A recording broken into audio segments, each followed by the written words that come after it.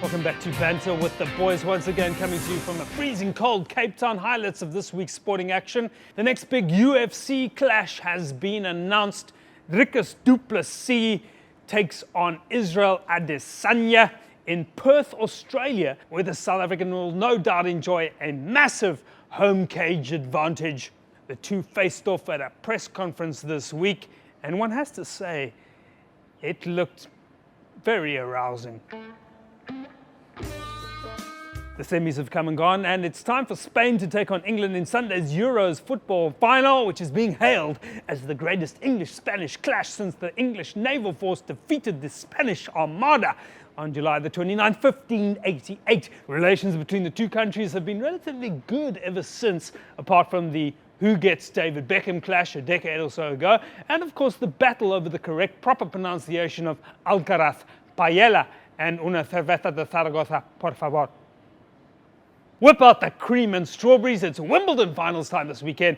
And as my retired nudist gardening fanatic neighbor always says, grass court tennis is the second best thing to do with furry balls on a well-manicured lawn. No one knows who's going to win the ladies' final 2024, of course, the first time in 28 years without a Williams sister in it. However, Serena and Venus are so good, you never know when one of them might just win without even entering. Welcome back to my esteemed guest, Schalk Burger, John Villiers. Lovely to have you back here. It is fantastic to be back with you, Nick. Yes. Hi, thank you, Nick. Thank you, Schalk, for your wardrobe change as well from episode 2. What's happening, guys? Haven't seen you in a long time. It's been a while. Great to spend time with you. We're here. Still cold. It's still cold. It's still very cold. Bit of sunshine. But it's been wet and cold and miserable. But you like it wet. Our guest in the background is laughing already. It's time for another dose of fans in the stands. Lace, what's happening there in the stands? We're here for fans in the stands at Loftus. We're going to get some opinions on the game. What's your prediction for the series overall? I think we're going to smash them. 2-0 for sure. I want to say 3, but okay, 2-0. No, I concur. Definitely concurring. I think the Boks have got it. I think we might just pip them on the series. But yeah, that's it. That's about it, eh? The series is a bit challenging, but I think the Boks are good to do it. The series overall, I think the Boks will take it. I think it will be a clean sweep to us. Yeah. Well, I think we can win the series. I think home field advantage so far plays a big part, and we just need to capitalise it and just tie up the game, and I think it will be good. Awesome, thank you so much. We are in for an absolute treat. We are indeed. Today's guest actually is a man of many talents, Schalk. Yeah. Some are obvious, some are surprising. For example, his academic prowess. Are you aware of this? I am. How many rugby coaches do you know Written books. with multiple degrees? Creative writing, law, business administration. I mean, look, we now call Rassie doctor after one honorary graduate. Doctorate. I mean, are we going to call this next guy master? Ladies and gentlemen, gentlemen and ladies, put your hands together for revered Stormers coach, rugby mastermind, author, motormouth, and former Western Province, Cascais, Valpolicella, and Northern's Elsie's River hooker, Master John Dobson. Dobber!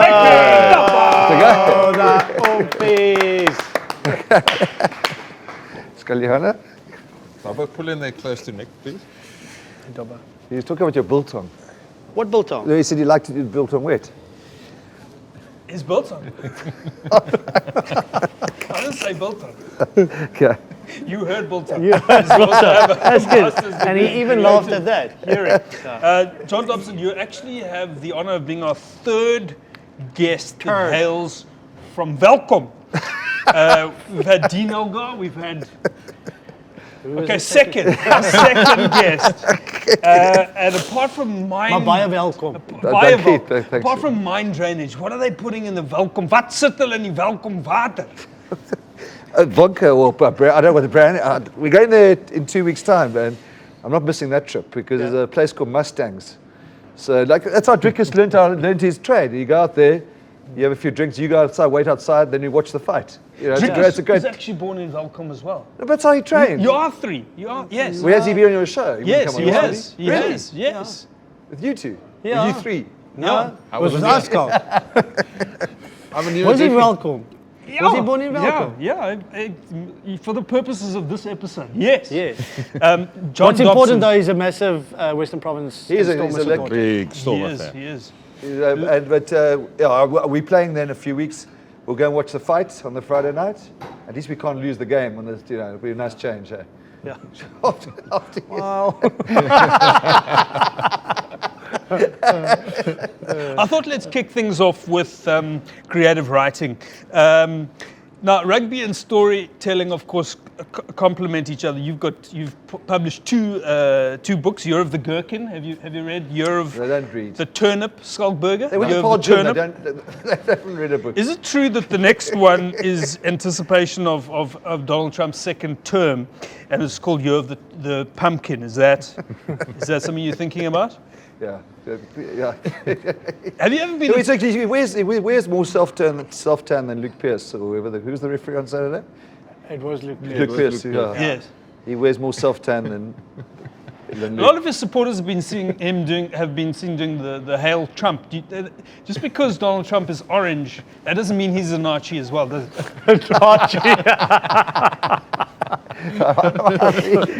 Actually, have you been approached to write for what's it? Getroud met Rugby. Would you consider that? No. Would you consider a romantic novel about the relationship between Jean de Villiers and Schalk Burger? That definitely. That's a good one. It'll Definitely. be a bestseller. Everybody's talking about it. Like everybody They talks are. about it. Yeah. And a lot of guys come out with these autobiographies after they've retired. Now, Jean's actually working on a novel about keeping your head in the game as a player whilst also taking on the responsibility of captaincy. It's called Ball Sense and Sensibility. And Schalk's novel is about the bad food choices you make when driving home late at night after a night on the town, and it's called Life of Pies. And Okay, we've got a great story about do you need pie me at to a late night. Yeah, tell us. So we were playing the Hurricanes The Hurricanes in Palmerston North. in Palmerston North. And we ended up in Jason Eaton's garage. Yeah. It's the only place that was serving any booze. He's got the big mullet. And we're walking back and John's hungry. So he's eating chips that fell out of someone's McDonald's packet in front of the McDonald's as it's closed. It's 4 a.m. So he's picking up chips. I'm like, John, you can't eat off Palmerston North. You can't eat off the road, man. It's just wrong. Let's find a place. So we walk around there. There's a pie shop open. So I get there, before I get into the pie shop, someone recognized me and goes, Schalk Burger in Palmerston North, never in my life. And he gives me a hug. And as he gives me a hug, John de Villiers clamps his hands together and takes his entire steak pie and chows it. And this guy gives me a hug. Then he gets panic halfway. He says, looks around, John de Villiers is eating my steak pie. Life of Pies. Obviously, I had to buy the guy a Life of new Pies. steak pie and then had to buy John another steak pie. Have you guys played with under this man? I did. Yeah. Yeah? I did. I miss Dobber. Any experiences you'd like to share? It was one game, Yeah? and I was the worst player in the team. He's not wrong. From Rio. The whole of it was played at the jail in Victor Verster. Victor Verster. Yeah. What? Yeah, it's called something else now, John. It's Ellendale. Yeah. No, that's not Allendale. It is prison. That prison. It's Victor Verster. Is it? Are you sure? I'm sure the name's changed, but he still calls it Transvaal. But I'm joking. But it's Victor Verster prison. The whole country came to watch John. It was his comeback to try and get him ready for the 2015 World Cup. Yeah. It was ran there, wasn't it? It was absolutely packed. And he was the worst player. He was absolutely. He had to change in it. He didn't have his cubicle. He didn't have his headphones. He had to change. He had to change sitting next to other players like this. He had Dobber as his coach. And that explains it. No, we also did one in P or PE, we called it then. We also didn't we didn't play? play. Okay, you're injured. Didn't make the team. Okay. Did he get After selected? Victor, he got dropped after the Victor Verster. He was out. You, tell us about your playing days in Italy Yeah. and Portugal. Yeah, I played. Portugal was very high level. Those days are absolute rubbish. But the nightlife, I got it completely. You know, the old days we used to change after a game. Yeah. And then we start on the beers. Yeah. So you ate in an hour after the game. And these are actually, I see these pricks, because they're still in their tracksuits and they're having a sumo, which is their orange juice and all this thing. I'm an 8 and the Springboks is the beer. I'm ready to. And then about 8 o'clock, they say, listen, we're going to go home and shower now. So I realize I'm in shit because I'm not 10 in or 11 in. We'll pick you up at 11. No, 11 p.m. So 11 p.m. they come and fetch me. They go to the nightclub at 4. You know the thing. They come out and I'm just like for his car keys to go and sleep in his car too. But it was the rest of in Lisbon. When they signed the foreigner in Portugal, so you know how bad that level was then. They signed me as the foreigner. I end up on the bench. Oh shit! I saw how bad I became. I did the SA Wales Test match a couple of weeks ago, and Martin Bayfield was like the MC or whatever. And I told the story about in the amateur days when he started to play, they didn't go into the change room at halftime. Okay, they stayed on the pitch. So eventually, rugby became better, and then it kind of changed. So they had this a prop, and I can't remember the name of the guy. So the first game where now halftime, they go into the change room, they sit down, they get water, they get a bit of orange and whatever, and about 3 minutes before they have to run back out, this prop comes walking into that, and they're like, where's this prop? Let's say his name's Nik or whatever. Where's Nik? And Nik comes walking with his towel around his waist, all naked, smelling beautiful, hair's beautiful, and he walks out and he goes, "It's halftime, isn't it?" Because he thought it was the end of the game. Oh shit, it's halftime. Let's talk about some of the good, bad behavior in the old days, guys. Well, we did something similar at the 2011 World Cup. Oh yeah, the road trip. Yeah, where we had a bit of a road trip. In between the pool games, we had like a funnel. Yeah, a 10-day break between games. During the competition? Yeah, during the World Cup, in New Zealand. And I count for a few things. And as it goes with World Cups, I was injured at the time. So I told the Ace, no, we played a lot of golf that World Cup, and we said, okay, we got 2 going 4 balls. We were meant to fly to Taupo from Auckland the following day, but the flight was only leaving like at 1 o'clock. So you get there, eventually you only get to the hotel at 3 or whatever. So I said, no, let me see if I can find a little minivan for us, and then we drive to Taupo. It's like a 3.5, 4 hour drive. And then we go early morning, we get a nice tee off at 11, we make a day of it. Guys are in. So I try to find a minivan. In the whole of New Zealand, couldn't find anything because, people were staying in camper vans or whatever because they don't have enough hotels. Eventually I found one, like a Nissan whatever. Ugliest little thing you've ever seen. It looked like a guppy fish. We actually named it after one of the ministers at the time, but I'm not going to mention names either. And so I tell the Oaks just before, we go to. I said, okay, I'm sorted. We sorted for tomorrow. Eventually played the game I think we played Namibia or Fiji. We played Fiji. Namibia and or whatever. No, but, maybe it was after Samoa. Yeah, easy go. Win the game, big score. So afterwards, the guy said, maybe we should ditch the clubs. Let's just make a road trip of it. Okay, so we're 9. Willem Albert's here. Okay, we've got the two 4 balls. There's 1 extra seat. No, he's in as well. So we get on the little bus now. Pierce Spies was our designated driver. Pierce Spies, designated driver, he doesn't drink, so he's good to go. So now we've got like a nice cooler packed with beer. 8 o'clock in the morning, we're now going to Taupo. We eventually only arrive at 9 o'clock that evening, okay? So it becomes a 13-hour road trip for a 3-hour drive. But we stop in every single town on the way there. We've got like a little boom box going, and then we get drinks. So now, along the way, we go through a small little town, and they've got these orange traffic cones. So we decided, okay, let's open up the door and then we just take all the traffic cones. We collect them. It's nice collectibles, right? And then you can pour it from the front, because they're like these long ones. You can pour it in the front and we at the back and sitting down at the back of it. So eventually we get to the next town and there's a roadblock.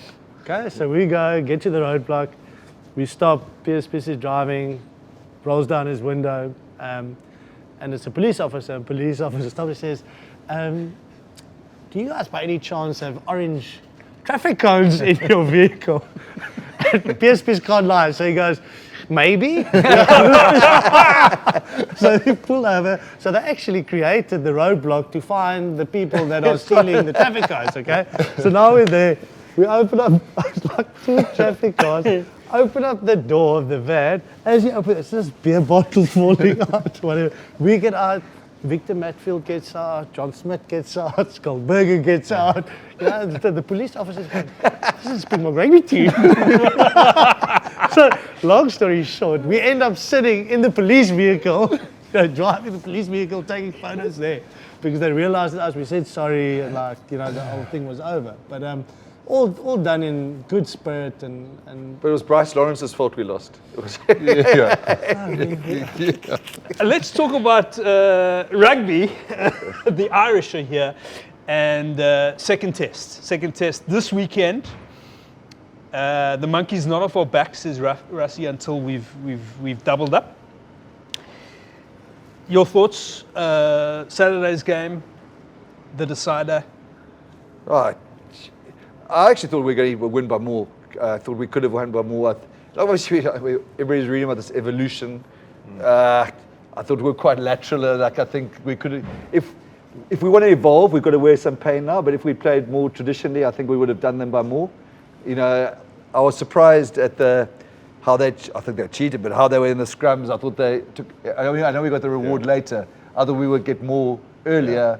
But I thought they were very clever. Like they would go down. Around, yep. Exactly. It was soak the hit and then as we relaxed because they wanted to soak the hit. Then they came back at us.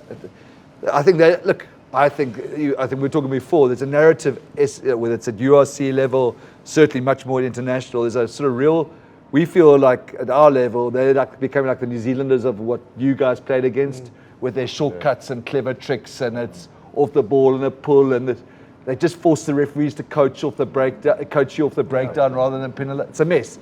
They're very clever, and but I think we just got too much power for them. I mean, they won't get away with what they got away with last week again. I think we're I've never in my life seen the Springboks being so superior in the world.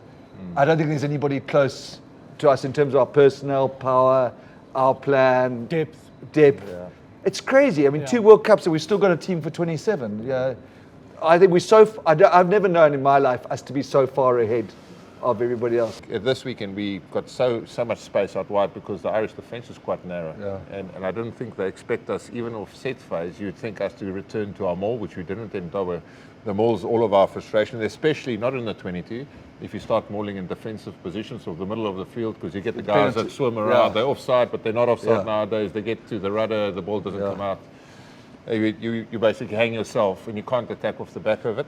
So I think Andre Pollard's going to go through evolution late in his career regarding his attacking play, but I think that's for the benefit of Hanra in the long run, working with a guy like TB. And the main stat that stood out for me on the weekend, like you see the box, often we'll have as much ball like we did on the weekend. We'll put up 80 phases, 80 passes.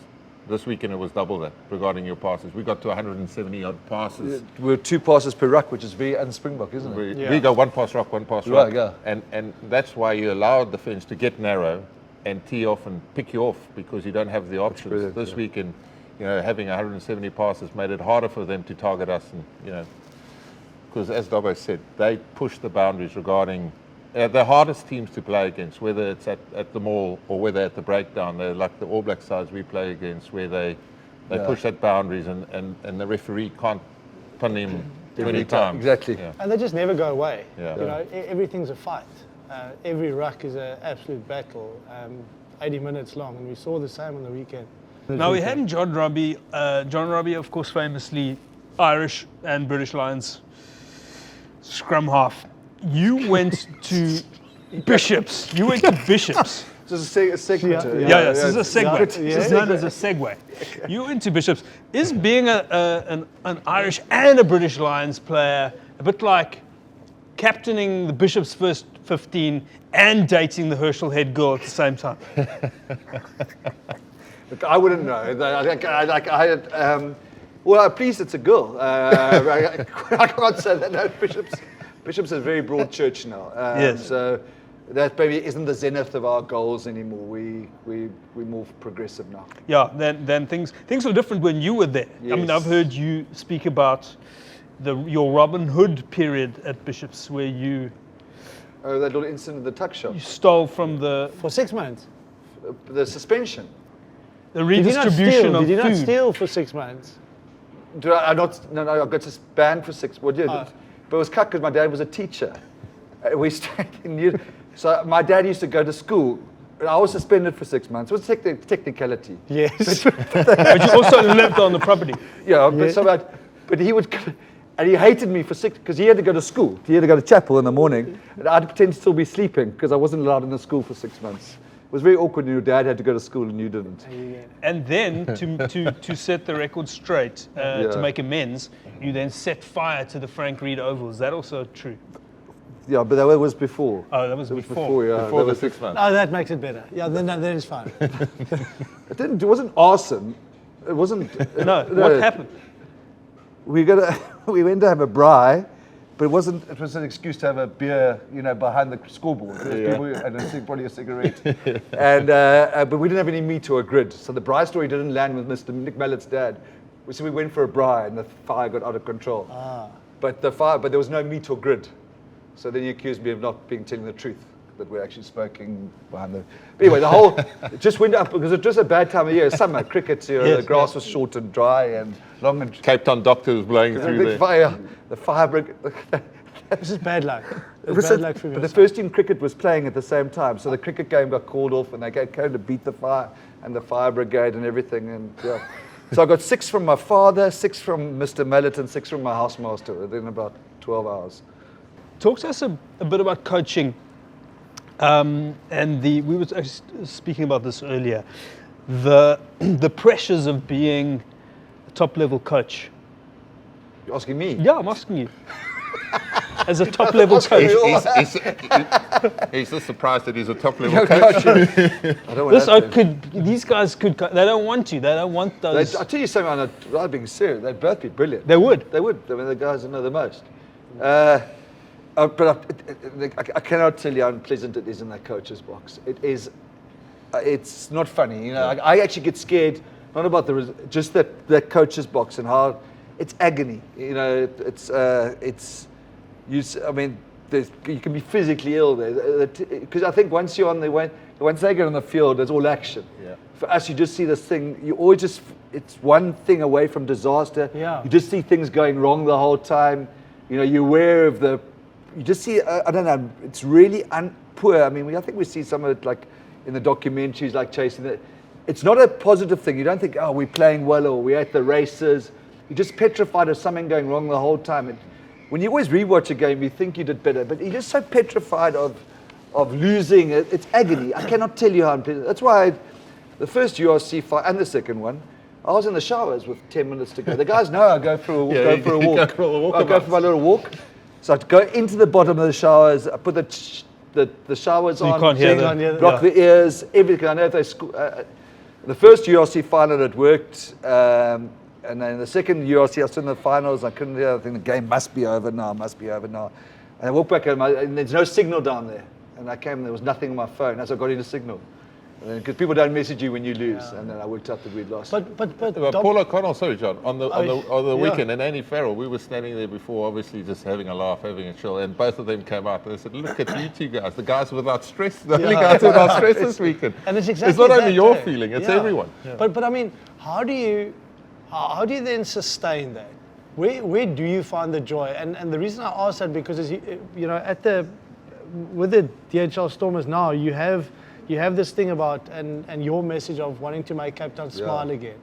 And is that what drives you then? Because surely if there's not kind of this higher purpose kind of feeling for what you are doing, going through that week in and week out, that's not sustainable and it's not fun. There's no enjoyment in that. But if you see the effect that you have on people, is that what drives you? That's exactly.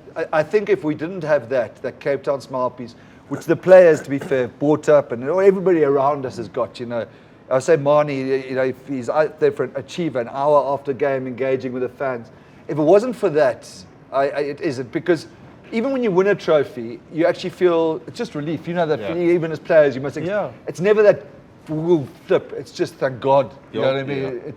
You start enjoying it more the more time passes. More time passes, but at the time, I agree with you. And also, I mean, that's why Schalk was saying earlier. If you don't have the reward at the end, because the win is more of a relief. It's actually sitting afterwards and chatting about it and having a beer and interacting with your mates and talking about it than the actual game itself. And we joke about it being involved in rugby in some sort of capacity through the media stuff and Supersport and whatever. But the benefit we have is that we also worry, we also stress about it when we have skin in the game, whether the Springboks are playing or the Stormers are playing, because we still wear those brands because we represent them for so long. But we're disappointed when they lose, and then you kind of walk out, you go to your car, you get in your car, you switch on the music, and then you forget about it. It doesn't follow you home. It doesn't. You don't take it home. And you take it home. It goes as home a coach, with you. it goes home with you. It's there on the Sunday. You start worrying about the following week. And that's the difference. I mean, it's Doc Marsh used to talk about tears on the pillow. It is that stuff. It's like drinking in Scotland. So I'd love to hear where this is going. Yes. Like a Glasgow.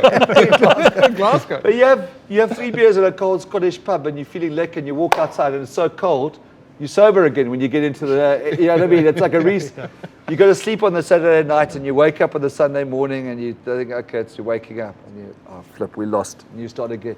The defeat. Even yesterday, we played 100 people in a largely meaningless, unfortunately, Currie Cup now. Yeah. Even today is terrible because you lost. You lost, yeah. And our biggest thing, which I know you guys are true blue, was to rebuild the pride in the Stormers and the connection with. And we're different here to I think a lot of other regions, because this team means so much to the people, and we all, including Nik, we've watched the house burn down here, haven't we? Or almost burn down. Yeah. So it is so important to us. And last thing we want to do is also that pressure is to drop the people now that we've promised this and we got to the stadium, we've got a trophy. We want to make this the best in the in the world. So defeat is terrible. I mean, to go out a quarterfinal in Glasgow, I thought we played reasonably well without a lot of players, but it still feels like we dropped it. It was and also you speak about the house burning and because once it's gone, it's gone. And why I'm mentioning this now, because the Australia game on the weekend, Australia-Wales. Yeah. Australia is very close to burning down. And I actually don't know how they're going to get back. And it's still early season under Joe Schmidt. But I mean, against the Wales team that we quite easily beat with, not our first full-strength team. Yeah. But I don't think a coach can fix that. Yeah. I think it's so infrastructurally poor. We were saved here. I don't talk about. I know it's a national, but we were saved here by the school system, by the amazing university. We had so much natural talent that we could actually fix it from the top. If you know what I mean. They don't have that. But I don't think I got that there. Yeah, that is probably the problem in Australia. They are competing with so many other codes, and they don't have natural pipeline building. The problem is it's probably like in South Africa. If our 2 big strongholds, if Cape Town and Pretoria disappears, where do you go to next? They didn't even have the other great provinces, but like Sydney University and Queensland, they've gone by the wayside. Now their stronghold is ACT, but back in the day was just the collection of the guys that was left over. Yeah. And obviously the main money comes out of the Western Force, comes out of Perth, which is, they've done a complete swivel on what was their stronghold. And you get worried when you see a guy like Carter Gordon, their fly half, who's 21. He's played for the Wallabies as a fly half at the World Cup. Okay, a World Cup that didn't work out in their favour, but he's gone back to rugby league. It's not attractive where, like our schoolboy system, kids want to play rugby. It's stronger than ever. Talk to us about Sisyphus pushing the absurd hero. Yeah. Is what you call it. I love this philosophy of the absurd hero pushing the rock up the hill. Do any of your players understand this metaphor? No, I feel sorry for them because they get me up there talking about Henry IV or some Shakespearean. Albert Camus. Camus? Yeah. Yeah, they thought it was Camus, which rhymes with. It's what? Hus. Yeah. No, actually, the guy who actually bought into it was Brock Harris, because he is, if you think about it, him and Dion Ferry are the two most absurd heroes. I mean, they came back, I can claim the genius of recruiting. Oh, they wanted to come back and live in Cape Town. They got paid nothing, but the one was 44, and the other was 60. 60, yeah. Probably. I mean, it's amazing. I mean, we showed the guys a clip of that when you made that tackle on the Ep3. The 2000, where were we now? 2009 semi-final. And they're on the bench. Both on the bench. They're both there. And they, look, we had we went on that first, it's a URC tour. We're eating, not like him, McDonald's it's fine, McDonald's fine on a hangover or late at night. But we were on 3 meals a day at McDonald's. We had no money, nothing. And I came up, I read about the absurd hero, this guy, they have no hope. Because we were 98-1 in the first URC, and no chance of winning it.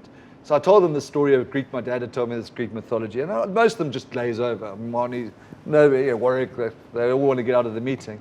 But the guy I'd resonated with actually was Brock, and they somehow just gripped the team about we're actually going to take joy in defying the odds and defying. It sounds more serious. So the absurd hero, we even made a logo for it, and we became SuperSport did a documentary on it, but. It landed, Sisyphus and the absence of hope, and that's part of our thing now. Is we want to just defy all the odds all the time because we're not, despite all this white monopoly Afrikaans capital we've got behind us now, we actually haven't got a big budget or it's been great for Western Province, this investment we got and gives us some stability. We really needed that, but we're not going to go and buy a whole lot of Galacticos. We've actually just extended Brock's contract by a year now, which is ridiculous. I mean, he'll be a grandfather soon. A grandkid to put through crash. He was without hope, Sisyphus, and his joy became defying the absence of hope. That's exactly right. You know that, eh? Yes. Help these guys. I mean, they went to a trade school. Because Rassi sort of cottoned onto that with the hope thing, right? We must first play well, and we can provide happiness, and then hopefully happiness leads into hope, but there are no results from the school of hope. Do you feel pressure when you watch Chasing the Sun? Do you think, shit, I better work on my talks? I mean, and should we be exposing our kids to those like my kids watch Chasing the Sun. Yeah. And now during bunny rugby, I've told these guys about it. At night we play bunny rugby with an actual live bunny. It's quite intense. But now, Adam, you've met Adam, my 12-year-old. He's now giving the 8-year-old girl team talks in the bathroom at half time. And he's like, Sophie, this is not pressure, okay? Pressure is dad having to pay the mortgage and send you to a private school, okay? You're not the biggest thing in this house. This house is the biggest thing in this house, okay? I'm going to go out there and pulverize them and rip their souls out of them and them up, okay? And she's like, I'm scared. And he's like, I'm not as bang, Sophie. Kry 'n vibe, mag plan.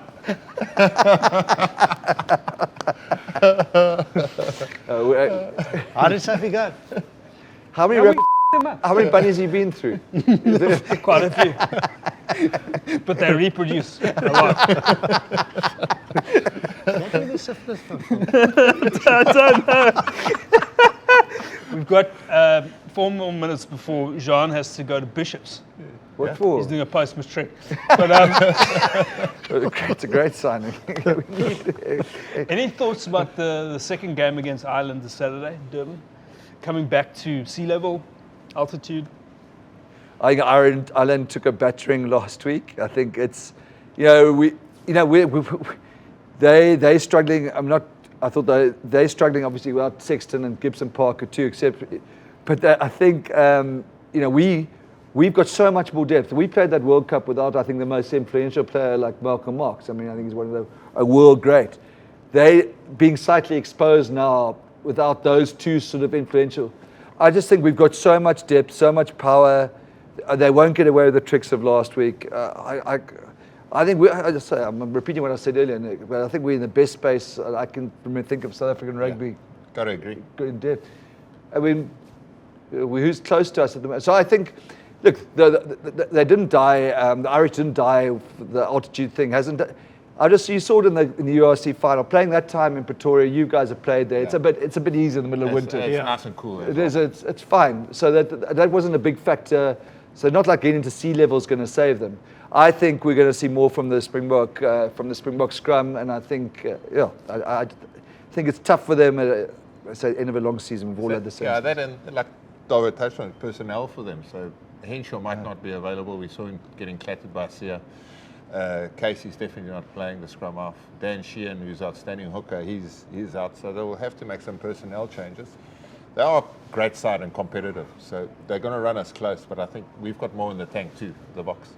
Then like you look at that, because they've got this amazing system, but if Finley Beelum, the guy's got Snoop Dogg's, the white guy with Snoop Dogg's hairstyle, and Kian Healy, who would have played in 2011, Yeah. they play a furlong of Porter into minute 70 odd sometimes, and we bring it on with 30 to go, Mr. Marks and Vince. That's incredible. Vinny. It's I guess there's a gulf between us and them at the moment. It might be jingoistic, but Jingoistic, eh? Big words, eh? I mean, public school, Afrikaans. But we were doing English and they were doing woodwork. That's true. Sia had a storming game after being called fat and transparent by his French coach. Transparent. Obviously, Robbie Henshaw didn't see him coming here. He was invisible. Yeah, he actually called him see-through ya. Do you ever do that to motivate guys? Call them names? No, he'd never do. No, we'd never do that. Never do that. We wouldn't call Peter Marnie a mosquito that must be crushed away. Anything like that. No. Where are we going with this? Nowhere. We've got a minute left. John Villiers. Actually, maybe you want to just share some motivational thoughts with these two middle-aged guys who are pushing their own rocks up their individual hills. Motivational thoughts? Yeah. We went to Belgium. We're just fine regarding motivational. There was always hope. Any literature you'd like to recommend? I think I must. John, you get hold of the turnip, and I'll get hold of the gherkin. The gherkin. Yeah, they're good reads. Are you working on any new books? I actually genuinely finished one called I'm serious now. The Year of the Beetroot. I really did. Beetroot. Yeah, and it's the same guy, but I would definitely wait till after a guy will get fired. You can't use some of the language. Now it's a bit trickier. You know what I mean? If you call people don't understand irony or parody or satire sometimes. So if you call this, I don't want to use the name now. They're going to say he said that person's a. So I'll wait on that. Where do you write your books? On the mountain? Because I often see... in the shower. In the shower, last 10 minutes.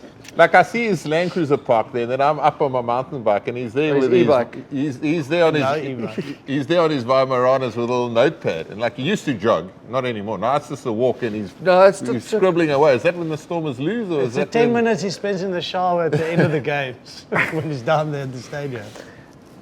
What? You don't have to respond.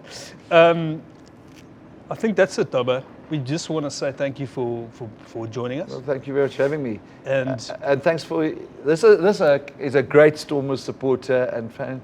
He comes into the change room afterwards. The boys hang around the players. He sneaks into the showers for long with his phone. We've had to throw him out twice. So he gets allowed in the change room. But he's got this dressing gown. He pretend like he's shy, his robe, and he goes to the showers. And what's his name? Franz came to me and said, "Listen, come in." Come on. He shouted about three times. Well, you made me smile again, Dobber. That's it. Thanks for joining us. Thanks. And back to you, lady in the stands. What's her name again? Lace. Lace. Boss Lace. Back to you, Lace, in the stands. Over to you. We're here at Loftus for fans in the stands. We're going to see what people think of the game. And what do you think about Sasha Feinberg and Gomezulu? Love him. All the way from the Western Cape. Simply love Western Cape flavor. Yes, yeah, I also concur. I think in South Africa we've got some good talent, and I think he's going to be a good player for us in the coming years. What do you think is going to happen in the next game? We just said it's not the same as Loftus, but it's Kings Park. It's still a very isolated place. They're gonna feel we're there. So I would give it 10 points next game. Yeah, 2-0 series, easy game. Number 1 in the world. I think the next one's gonna bring both countries tighter. And let me tell you this, there's nothing like drinking Guinness in Ireland in a bar. That was Fans in the Stands. Back to you and the boys. Nick? Thank you, Lace. Dobbo, we've got some, these aren't Irish balloons, they're actually helium balloons manufactured in Welkom. There's a new helium plant that's just opened up there, so if you can each, just let's all have a little. No, you can't. How does it work? One at a time. Yeah, you got it. Right, go for it, Dobbo. Let's hear your thoughts on what do we want to hear him talk about. The Springboks performance. The game in Durban. Yeah, talk to us about the game in Durban. You're going to take a lot. Take a lot. I can't.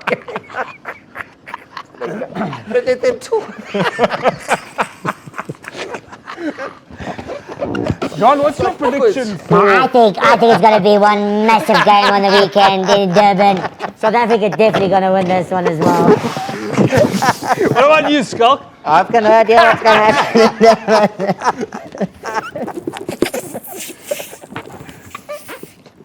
Well, I think I really don't know a lot about rugby, but I'll be listening to Schalk, and I think the bridging and the channels out wide are going to be very important on Saturday, and I think the guys are going to back physically, emotionally, and spiritually. Oh, thank you very much, partner. Final thoughts from you, John? I also think that it's going to be a very, very big game on the weekend, and I think we should wrap it right there. Yes. Or you should say something else. Well, Dobbo, it's been a pleasure having you on. I think you're such an inspiration to the people of Cape Town and South Africa as a whole. And wonderful. Let's get out of here. Yeah.